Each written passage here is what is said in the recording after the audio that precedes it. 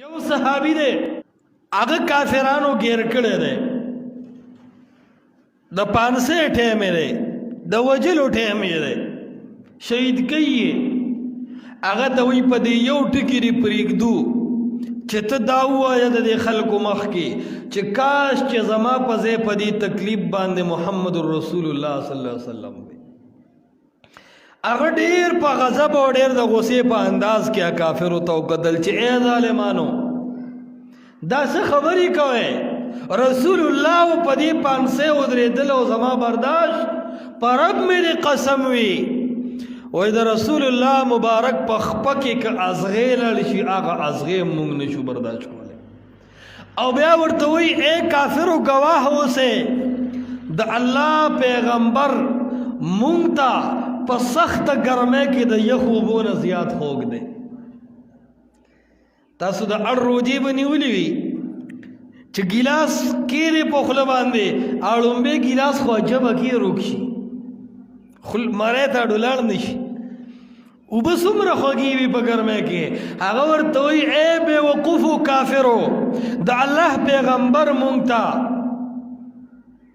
په سخته ګرمۍ کې د یخو اوبو نه زیات خوږ دی د هغه نوم په موږ باندې خوږ لګي پاتې شو زموږ برداشت چې د الله پیغمبر دی په دې ځای ودرېږي وایي سل ځله زه مړ شم سل ځله د زنګدن دا سخته برداشت کوم خو د الله د حبیب په خپه کې ازغې تلل نه برداشت کوم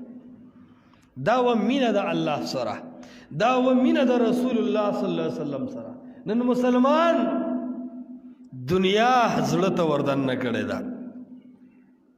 صرف اور صرف د دنیا محبت نن د مسلمان نه یو دوه قطع کړي څومره چې مسلمان ذلیل شو څومره چې مسلمان رسوا شو او دا خپل ګټلې نوم بیلی د دې شاته د دنیا د محبت لوی لاس دی پکار دا ده چې مونږ مینه د الله او مینه د الله د حبیب زړه ته وردن نه کو د دنیا به څه محبتي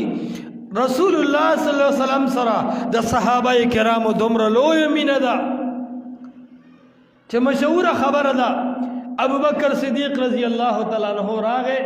او بوډا پلار د لاس ته رانیولې د ډېر سفر یې وکړو د الله حبیب لی راوستو ورته وایي ای د الله حبیبه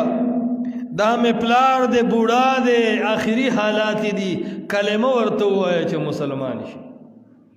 رسول الله مبارک چې پلار ته وکتل نو دا حالات ډېر د ضعف نو ابو بکر صدیق صاحب ته د الله حبیب وایي ای ابو بکر دا دې ولې په دې سپینه ګیره دومره راوکړه او دومره په تکلیف دې راوستو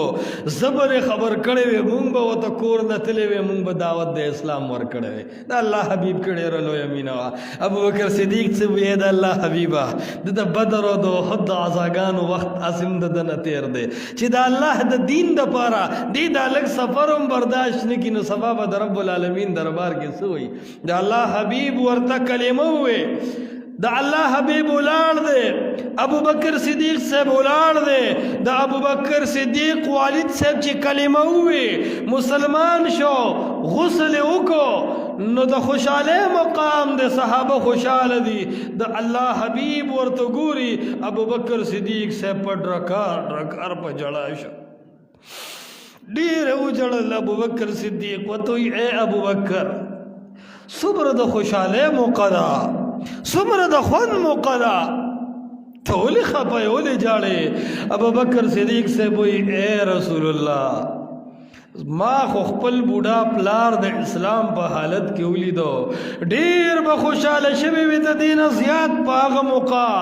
چې موږ داسې ولاړ وی او ابو طالب د الله د توحید دا کلمه ویلې وي د الله د دشمنۍ نه به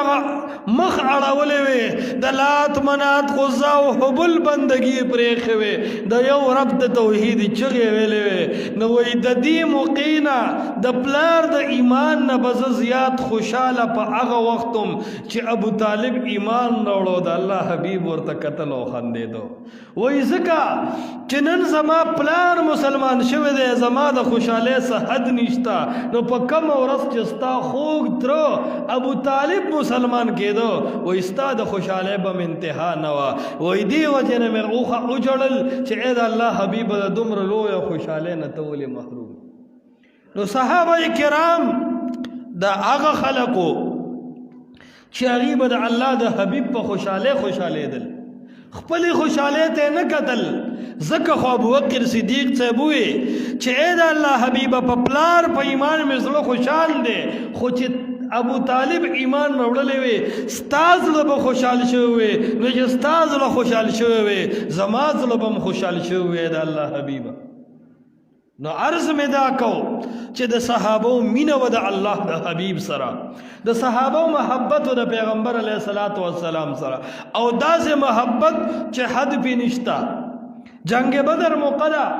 قیدیان راټینګېدل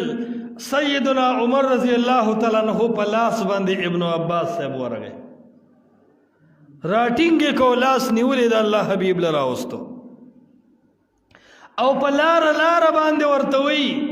اے ابن عباس گرفتارو کې رااله ایمان براوړي ورنه سر به دی والوزي. اور بیا چکلا ابن عباس صاحب ایمان راوړو نو عمر رضی الله تعالی عنہ وی